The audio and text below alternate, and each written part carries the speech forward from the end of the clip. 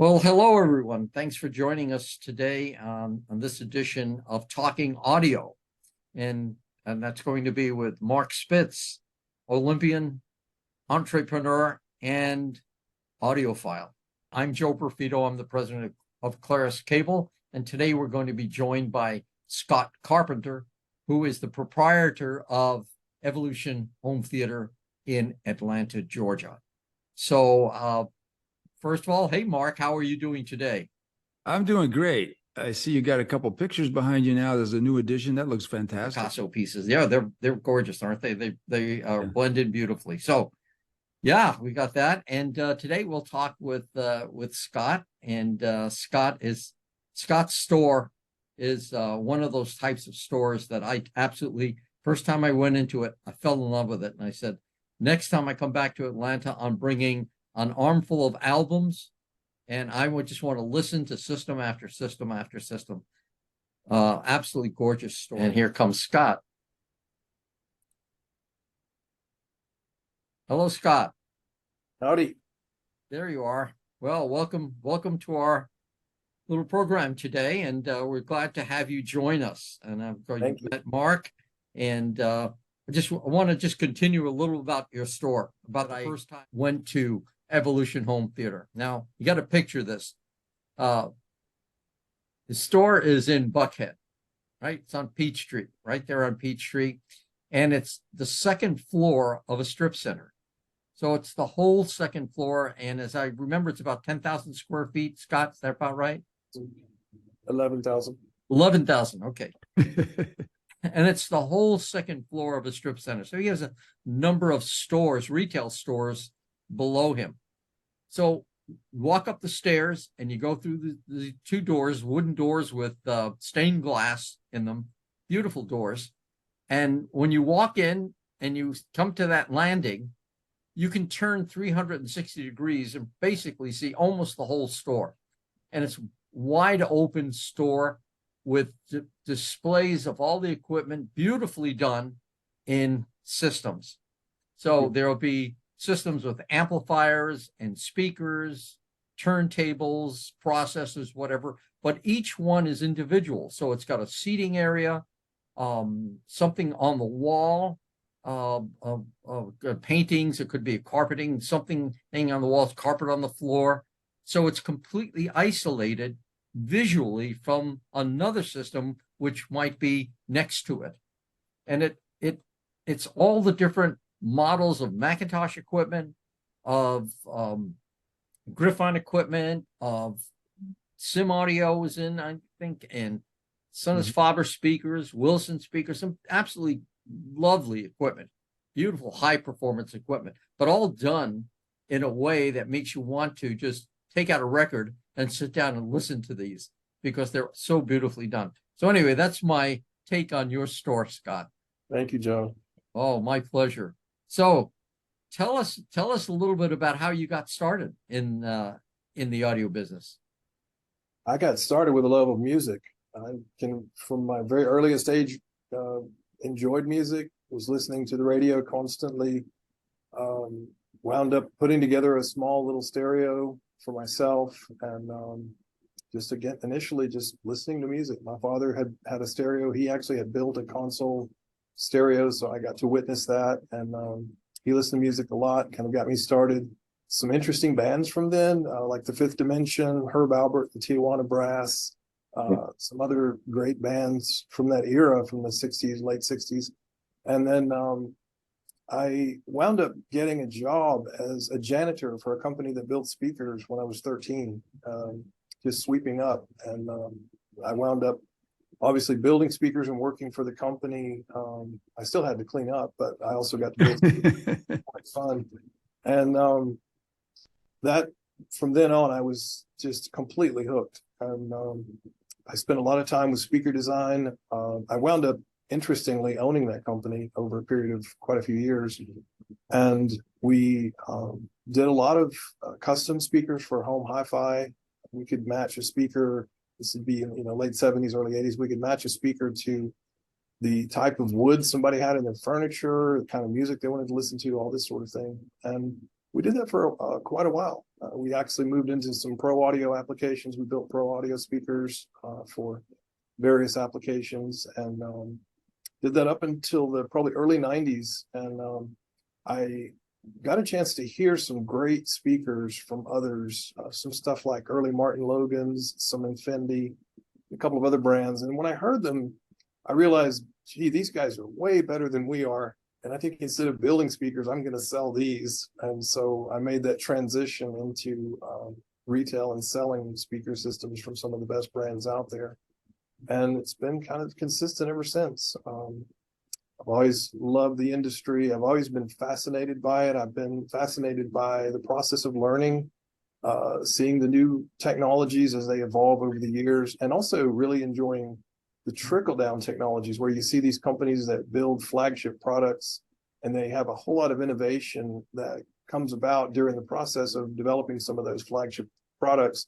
And then it's really fun because you'll see a lot of those technologies show up in a lot of more affordable offerings. So the one thing I think I like most about the industry is that the more affordable stuff over the years to me continues to sound better and better and better. And I think that's just a tremendous side benefit for some of the R&D that's been done. Oh, that's great. That's great.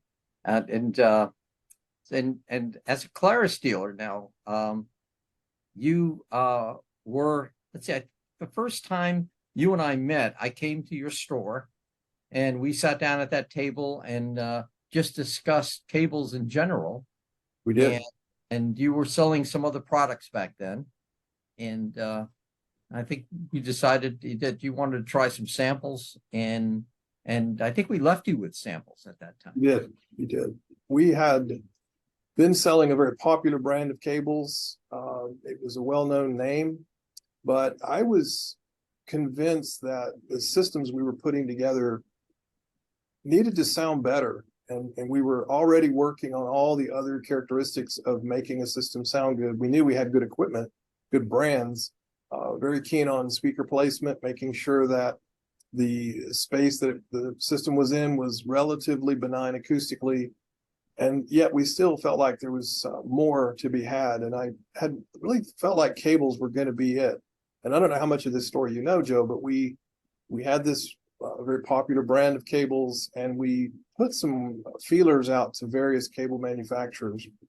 And we had a lot of people shipping us boxes of cables because we were just well known enough at the time that people were glad to loan us stuff to evaluate.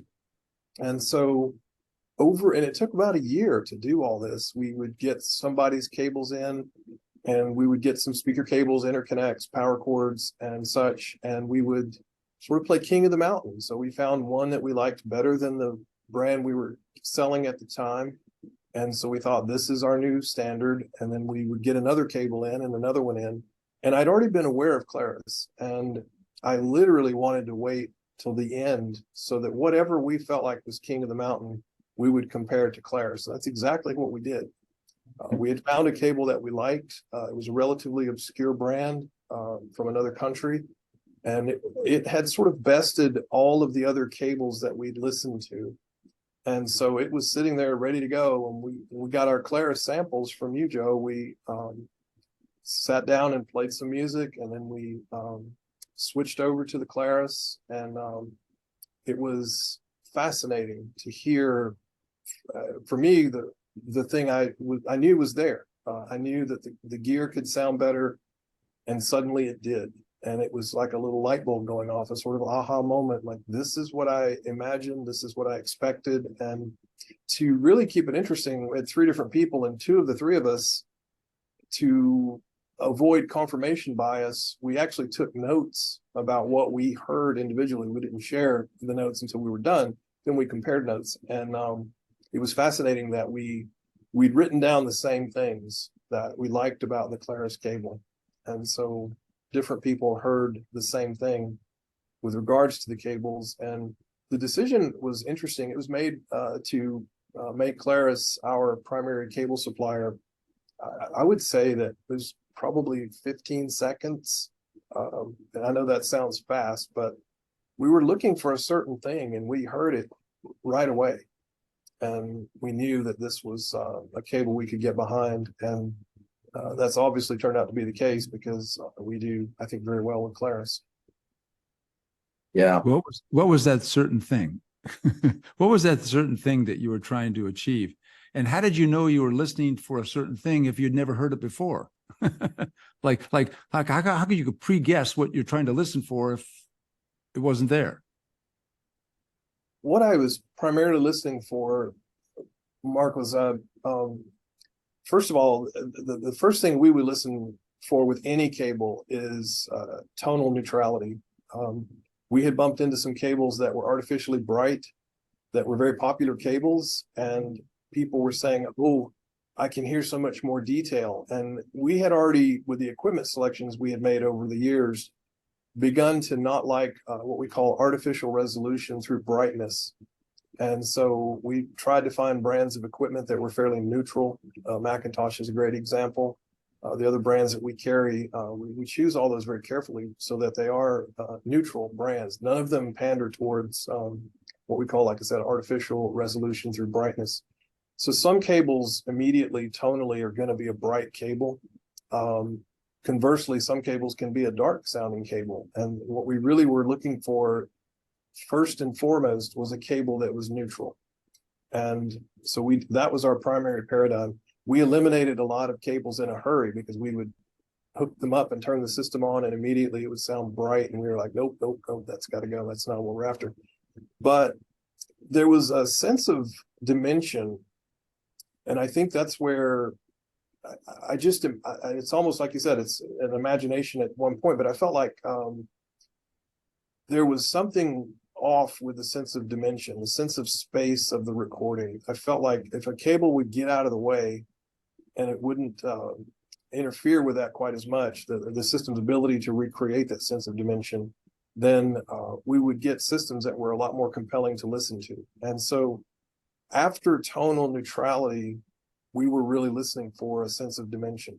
And what we found very quickly with the Clarus stuff is that, first of all, for sure, it was very neutral tonally. So it doesn't accentuate or hold back in any of the frequency ranges. It's just an extraordinarily neutral cable right out of the box. But the second one, when we listened, was we could more distinctly realize the dimension of the recording, the sense of space and ambience.